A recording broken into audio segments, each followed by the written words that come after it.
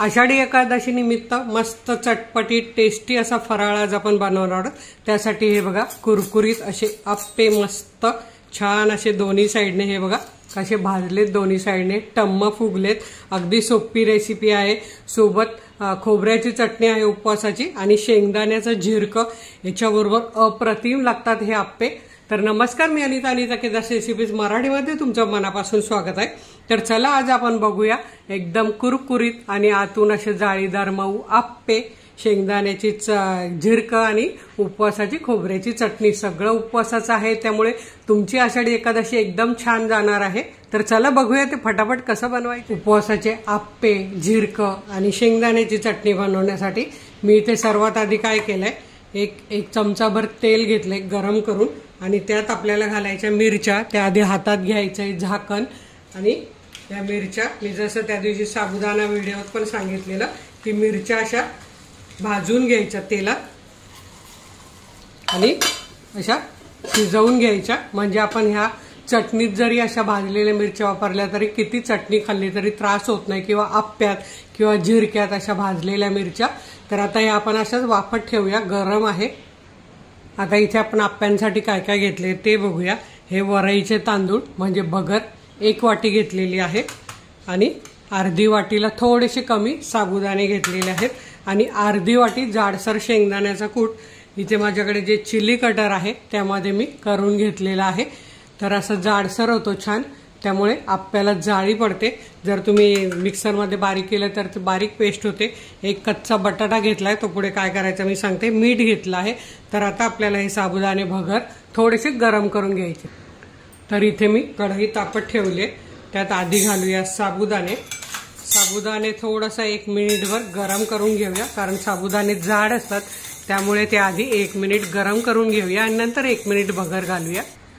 1 minute झालेला आहे। साबुदाणे हे बघा हात लावून बघायचे, गरम झाले। गॅस मिडियमच ठेवायचा आहे आणि त्यात आपल्याला लो मिडियम ठेवायचा आहे। त्यात आपल्याला भगर घालायची आणि आता अजून 1 मिनिट हे गरम करून घ्यायचं आहे।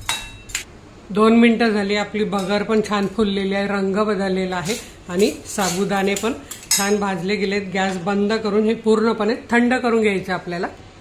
आता इथे आपले साबुदाणे भगर थंड झालेले आहेत। हे बघा आता हे आपल्याला रवेदार बारीक करून घ्यायचे। मिक्सर कंटिन्यू चालवायचा नाहीये, सतत बंद करायचं चालू करायचं, बंद करायचं चालू करायचं, असं करत आपल्याला हे बारीक रवा जसा असतो 0 नंबरचा तसे बारीक करून घ्यायचे। आता हे बघा आपले साबुदाणे आणि भगर अगदी बारीक रव्यासारखे बारीक झालेले आहेत छान। एकदम बारीक अजिबात करायचे नाही, एकदम बारीक रवा आपला कसा असतो तसं करायचंय। आता यात आपल्याला काय करायचंय, जे आपण मिरच्या तेलात भाजून घेतल्या त्यातल्या आपल्याला किती तिखट पाहिजे त्याप्रमाणे आपल्याला मिरची घालून घ्यायची। तर मी इथे बघा 5 मिरच्या घालून घेतलेल्या आहेत, तिखट मिरच्या आहेत आणि त्यासोबत अर्धी वाटी दही घालून घ्यायचं आहे आणि अर्धी वाटी पाणी घालून घ्यायचं आहे। हे बघा अर्धी वाटी पाणी आणि चवीप्रमाणे मीठ पण आपण यात घालूया आणि मिश्रण चांगलं एकजीव करून घेऊया। हे बघा आपलं मिश्रण छान बारीक झालंय। आता आपल्याला हे एका बाउलमध्ये काढून घ्यायचं आहे। मिश्रण घट्ट आहे आणि मिक्सरच्या भांड्याला पण पीठ आपल्याला लागलेलं आहे। तर त्यात अर्धी वाटी पाणी घालायचं आणि छान पाणी असं फिरवून मग आपल्याला ह्या भांड्यात घालून घ्यायचंय, म्हणजे मिक्सरच्या भांड्याला लागलेलं पण सगळं निघून जातं आणि हे पीठ पण आपलं छान बरोबर होणार आहे। तर हे बघा अजून हे पीठ फुलणार आहे। तर आता हे आपण मिक्स करून ठेवलेलं आहे। आता आपल्याला हे 10 ते 15 मिनिटं झाकून ठेवायचं आहे। तोपर्यंत आपण शेंगदाण्याचा झिरका आणि उपवासाची चटणी बनवूया। उपवासाची झटपट चटणी बनवण्यासाठी 3 परतून घेतलेल्या मिरच्या यात घालायच्या आहे। त्यात आपल्याला 1 वाटी कोथिंबीर घालायची, 3 टेबलस्पून भाजलेले शेंगदाणे, अर्धा इंच आलं, 1 चमचा साखर, 1.5 वाटी ओला नारळ, तोही असा खवून घेतलेला आहे म्हणजे पटकन बारीक होतो, तो घालून घ्यायचा आहे। 1 लिंबाचा रस घालून घ्यायचा आहे, चवीप्रमाणे मीठ घालून घ्यायचं आहे आणि मिक्सरला छान फिरवून घ्यायचं आहे। तर यात अर्धी वाटी पाणी घालून छान फिरवून घ्यायचं। आपल्याला किती पातळ पाहिजे त्यानुसार पाणी घालून इथे आपली उपवासाची चटपटीत चटणी तयार आहे। तुम्ही या आषाढी एकादशीला किंवा कुठल्याही उपवासाला नक्की करून बघा। साबुदाणा आप्पे, थालीपीठ, साबुदाणा वडा कशाबरोबर ही चटणी खाऊ शकता। याला तडका द्यायचा असेल तुम्ही तडका पण देऊ शकता। उपवासाचं शेंगदाण्याचं झिरकं बनवण्यासाठी इथे मी घेतलेत तेलात परतून 4 मिरच्या घेतलेल्या आहेत। त्यात आपल्याला घालायचे पाऊण वाटी भाजलेले शेंगदाणे, अर्धा चमचा मीठ घालायचं आहे, 2 चमचे साखर घालायची आहे, अर्धी वाटी दही घालायचं आहे आणि त्यातच अर्धी वाटी घेऊन पाणी घालायचं आहे आणि एकदम पातळ छान अशी पेस्ट बनवून घ्यायची। पेस्ट आपली तयार झाली। आता जाऊया गॅस। कढईत मी घालून घेतले 1 चमचा तेल, त्यात घालायचे अर्धा चमचा जिरं। जिरं छान फुलवून घ्यायचं। जिरं इथे छान फुललंय। आपण जी बनवून घेतली पेस्ट ती घालून घ्यायची आहे आणि आता यात आपल्याला जितकं घट्ट पातळ पाहिजे त्यानुसार पाणी घालायचं। तर इथे मी 1 कप पाणी घालून घेते कारण हे नंतर घट्ट होतं आणि थोडीशी यात कोथिंबीर घालते आणि 1 उकळी काढून घ्यायची। आणि इथे आपलं मस्त चटपटीत झिरक्याला उकळी आली। झिरकं तयार झालं आहे, नक्की करून बघा। इथे आपलं चटणी तयार आहे खोबऱ्याची आणि शेंगदाण्याचं झिरकं तयार आहे। आता आपण जाऊया आप्याच्या पीठ। इथे आपलं आप्याचं पीठ भिजून 10 मिनिटं झालेले। आता आपल्याला यात हा साल काढून घेतलेला कच्चा बटाटा आहे तो किसणीने किसून घालायचा यात। तर मी किसून घेते।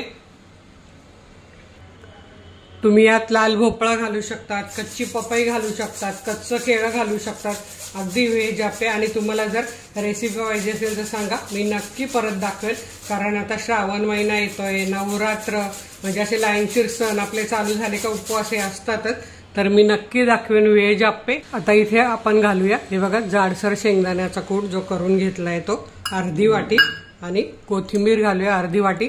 आणि तुमच्याकडे जर कोथिंबीर जिरं खात नसेल तर तुम्ही नाही घातलं तरीही चालेल। आता हे आपण मिक्स करून घेऊया। आता हे बघा आपलं हे पीठ छान मिक्स झालंय। आता आपण यात घालूया 1-2 चिमूट फक्त सोडा, म्हणजे छान कुरकुरीतपणा येईल आणि फुगतील। आणि आता हे आपण छान मिक्स करून घेऊया। आता आपण आप्पे पात्र तापत ठेवलंय तर आप्पे घालून घेऊया। हे बघा एकदम परफेक्ट झालेलं आहे। असंच झालं पाहिजे, जास्त घट्ट पण नाही जास्त पातळ पण नाही, असं मिश्रण झालं पाहिजे। आता इथे आपलं आप्पे पात्र बारीक गॅसवर तापलेलं आहे। त्यात आपल्याला थोडं थोडं तेल घालून घ्यायचं आहे सगळ्या आप्या पात्रांमध्ये आणि हे असं फिरवून घ्यायचं आहे, म्हणजे सगळ्या आप्याच्या खानाला तेल लागतं। आणि आता आपलं तेल पण तापलंय त्यातलं, तर असं आपण 1-1 चमचा बॅटर असं कडेने घालून घ्यायचं आहे।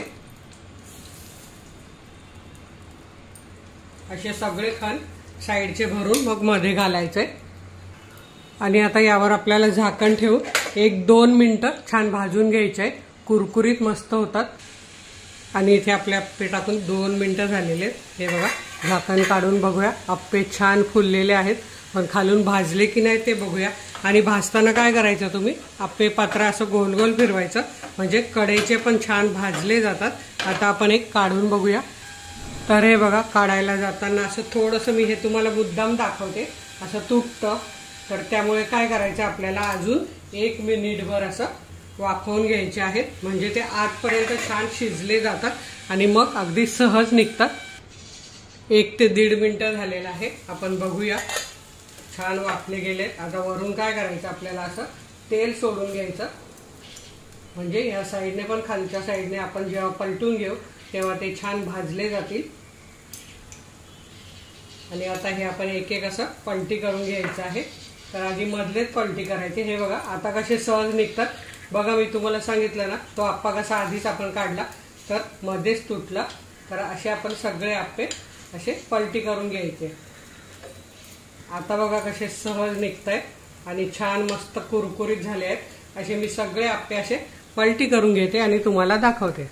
आणि इथे तुम्ही बघतात असं मी भांडं फिरवल्यामुळे सगळे आप्पे कसे सारखे भाजले गेलेत, नाहीतर काय होतं फक्त मधले भाजले जातात आणि साईडचे पांढरेच राहतात। तर एकदम कुरकुरीत असे छान भाजले गेलेत। आता हे पलटी केल्यावर 1 ते 1.5 मिनिटं छान बारीकच गॅसवर छान भाजून घ्यायचे आहेत। आणि हे बघा असे फिरवून भाजल्यामुळे हे बघा खालच्या साईडने पण छान असे सोनेरी रंग आलेला आहे। हे बघा आता मी हे काढून घेते। असं भांडं फिरवलं ना की छान सगळे आप्पे छान होतात, भाजले जातात मस्त। आता मी हे काढून घेते दुसरी बॅच बनवून घेते आणि तुम्हाला दाखवते। मधले तर आप्पे झालेलेच आहेत, हे बघा। तर असे हे आप्पे मी असे छान काढून घेते, हे बघा। तुम्हाला आवाज येतच असेल किती कुरकुरीत झालेत ते। आणि इथे तुम्ही बघू शकतात आपले मस्त आषाढी एकादशी स्पेशल खोबऱ्याची चटणी, शेंगदाण्याचं झिरकं आणि मस्त हे कुरकुरीत असे आप्पे तयार झालेले आहेत, हे बघा। तुम्ही बघू शकतात आणि भाजलेले तर दोन्ही साईडने बघा किती छान आहे आणि एकदम कुरकुरीत आणि आतून मस्त असे जाळीदार आप्पे तयार झालेले आहेत। अगदी पोटभरीचा असा नाश्ता हा किंवा तुम्ही फराळ याला दुपारी खाऊ शकतात बनवून आणि मला तुमचे रिप्लाय जरूर कळवू शकतात। तर वेळात वेळ काढून व्हिडिओ बघितल्याबद्दल तुमचे मनापासून धन्यवाद। अशाच माझ्या छान छान रेसिपी बघा, बनवा, खा आणि हेल्दी राहा। आणि हो, रोज एकदा अनिता केदार रेसिपी सर्च करायला विसरू नका, म्हणजे असे माझे छान छान नोटिफिकेशन तुम्हाला लगेच येईल आणि माझा प्रत्येक व्हिडिओ बघायला मिळेल।